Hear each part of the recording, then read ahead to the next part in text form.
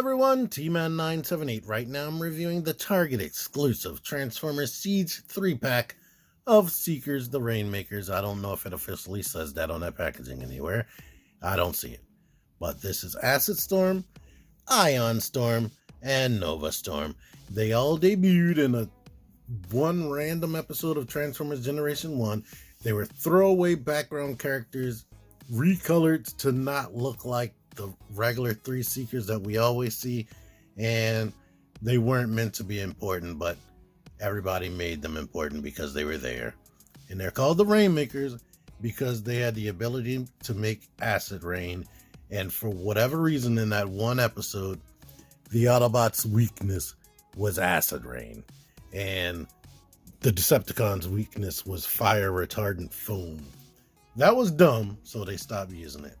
I do not have Skywarp or Red Wing. I regret not purchasing Red Wing because he would go definitely with a yellow, green, and blue Seeker of randomness. But anywho, one thing I've been saying and everybody's been saying, that Hasbro cheaped out by giving us these plain plastic Seekers. That's actually incorrect.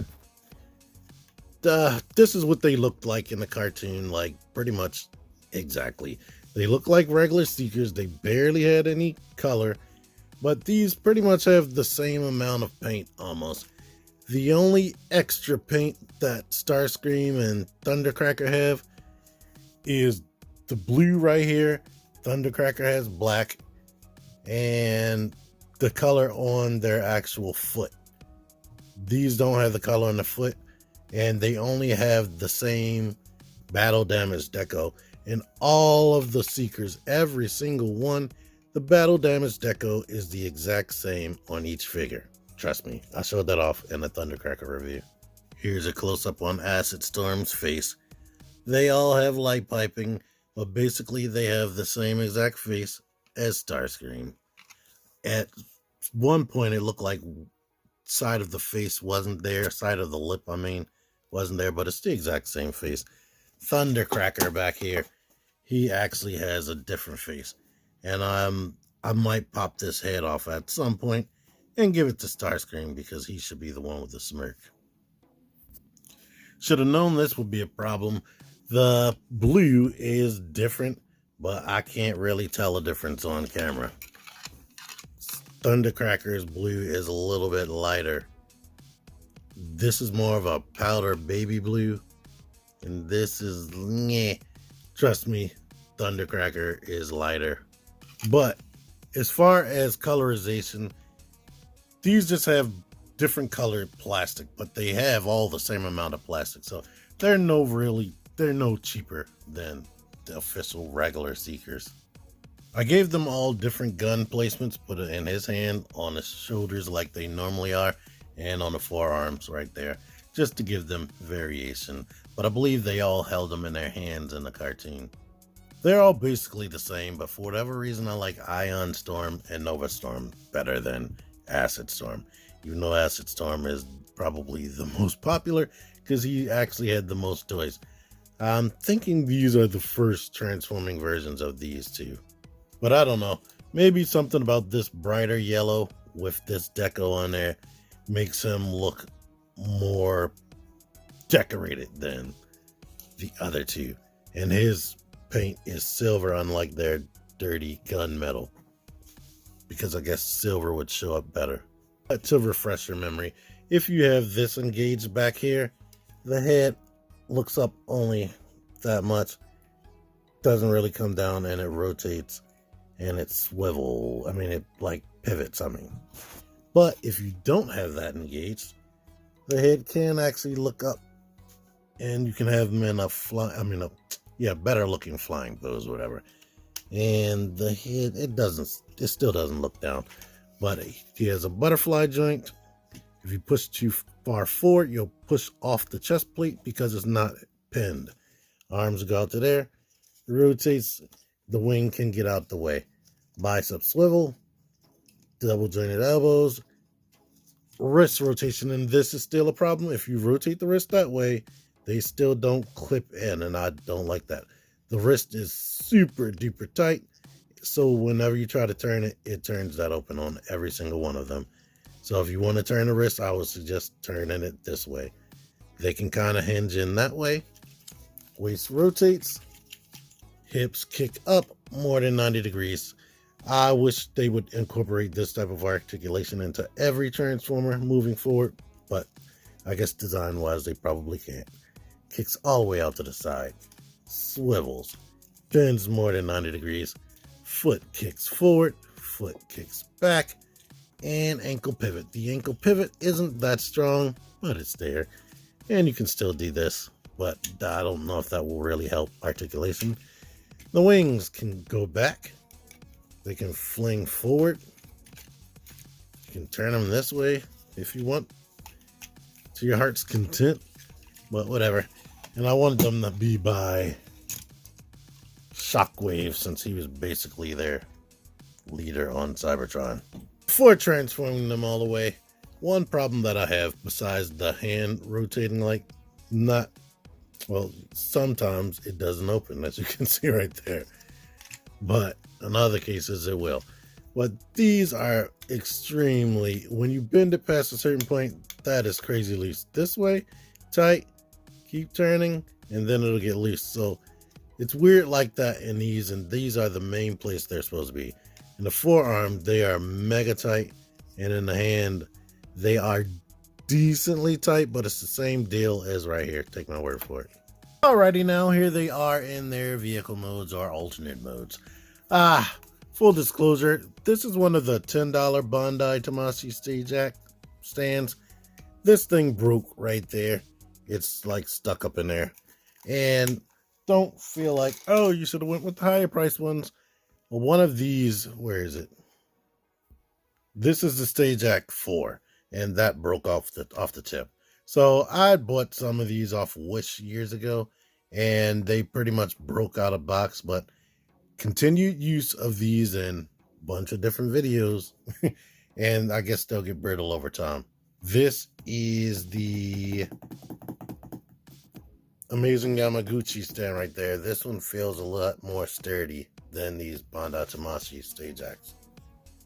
And this is the stage that comes with Black Arachnia, Master Beast Black Arachnia. But I had to port the things into here because it looks like they have a stand port right there, but it's too small. I put the gun in the wings right here, but here's something I never tried doing.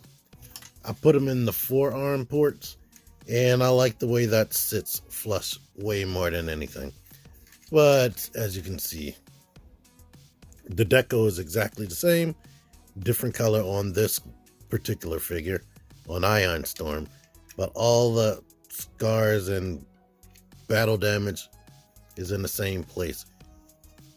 And as you can see, they went minimal still. The cockpits are yellow or yellowish orange, and they put the black detail right there with all the gunmetal, and this same detail is back there. And of course, you can put the weapons effects right there and there. You can put them on the guns, and you can port them in any 5mm peg hole. But yeah, they feel more substantial in this mode, just like Starscream. Here's Starscream. I did not feel like transforming Thundercracker. Like Starscream added paint, he has red right here. Thundercracker has some added paint right there. It's not red, I don't believe, but they do have paint right there. But yeah, that's about it on him. I mean, the Decepticon logo is in the same exact spot. This gray is in the same spot. It's blue down here instead of the gray that they have. So yeah, the only added paint is just this strip to make it look more G1 toy cartoon accurate. But yeah, they're all three jets that look like this. No landing gear or anything like that. Look like they're laying on their knees. And yeah, looks like something you would blow up on Star Fox. And they do what they're supposed to do. So I don't have a problem with them myself. A lot of people look at this and they go crazy, but In person, it doesn't bother me. I don't give a crap. They're space robots. So who's to say what they're supposed to look like? End of the day, I like these. I definitely like them at the price that I found them for. Good luck. Good, happy hunting out there trying to find these guys at below $25 at Target. Because they are Target exclusives. I think I did mention that at the beginning. And yeah, they are nice to have on your shelf with Shockwave or with your other Seekers. If you have Red Wing, they can go with him nicely. And yeah. Now that that's over, I'm going to show y'all something. I'm going to let y'all into my world because sometimes when, you know how you say with friends like this, who needs enemies? George, Plastic Addict, drives me crazy in my reviews and my comments and just in our chats together.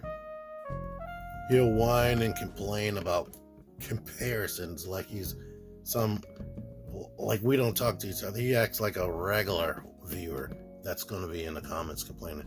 Well, let me show y'all why I don't always do a whole bunch of comparisons.